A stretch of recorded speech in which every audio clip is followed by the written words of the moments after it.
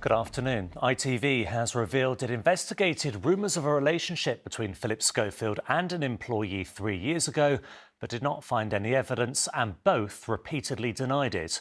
Last night, the presenter admitted to lying about an affair he had with a much younger colleague.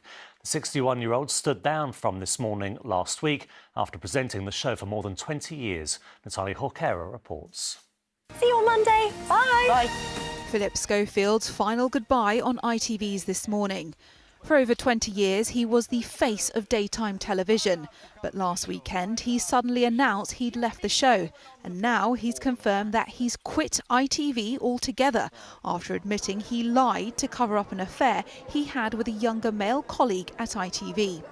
In a statement given to the Daily Mail, he said, "I did have a consensual on-off relationship with a younger male colleague at This Morning. That relationship was unwise, but not illegal. It is now over."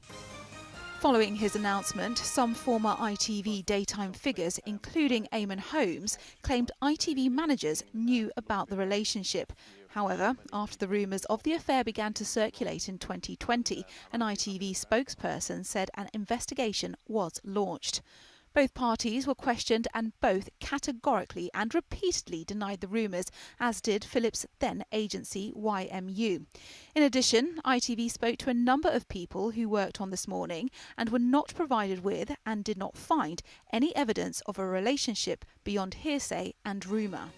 The network confirmed it had cut all ties with Schofield. This is possibly the end of Philip Schofield's career, a man who's had a 30-year legacy of presenting, middle market television. He's a rare talent. So this is pretty drastic. Schofield will no longer present the British Soap Awards next month. Instead, he says he will be reflecting on what he calls his very bad judgment in both participating in the relationship and then lying about it. Natalia Jorquera, ITV News. Passengers have described chaos on arrival at Heathrow and Gatwick airports after the failure of electronic passport gates. Travellers have been facing waits of several hours while passports are checked by hand. As people try to get away for the bank holiday weekend, there are also reports of queues at Dover because of IT problems in France. Callum Watkinson has the latest. Scenes like this at Gatwick Airport have been replicated across the country since last night, as arriving passengers expecting to breeze smoothly through automated passport gates were met instead with rows of red lights. The gates are meant to check British citizens over the age of 12, EU travellers and people from Australia, New Zealand, Japan and elsewhere. But today, it all had to be done the old-fashioned way by a Border Force staff who weren't expecting it on a very busy weekend. This weekend is going to be the busiest travel weekend since 2019, so pre-pandemic. We're estimating about 19 million car journeys across the roads and about 3,000 flights a day leaving the country. The issues at most major airports followed a slew of cancelled BA flights in recent days. IT issues also the cause. The Port of Dover said it was catching up because of IT issues and thanked those in these queues for their patience. Meanwhile, the Home Office said in a statement, "We are aware of a nationwide border system issue. We are working to resolve the issue as soon as possible and are liaising with port operators and airlines to minimise disruption for travellers." Callum Watkinson, ITV News.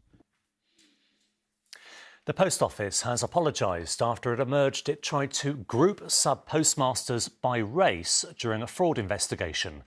Racial slurs were also used during the Horizon IT scandal that ended in 2015. Hundreds of workers were wrongly accused of theft and false accounting. And a man who was arrested after a car crashed into the gates of Downing Street has been charged with making indecent images of children. 43-year-old Seth Neller from Crewe remains under investigation for Thursday's crash. Finally, fans of Coventry City and Luton Town are fizzing with excitement this afternoon as their teams prepare to battle for the biggest prize in English football, promotion to the Premier League. A win in today's Championship playoff final at Wembley will be worth well over £100 million. Chris Scudder is there for us now. So, Chris, there's a huge financial reward, but what else is at stake? Big money, £170 million minimum for whoever wins today, 100 for going up, and then the parachute payments should they come down next season. Big challenge, of course, in the Premier League. They would get some compensation there as well, but a huge day.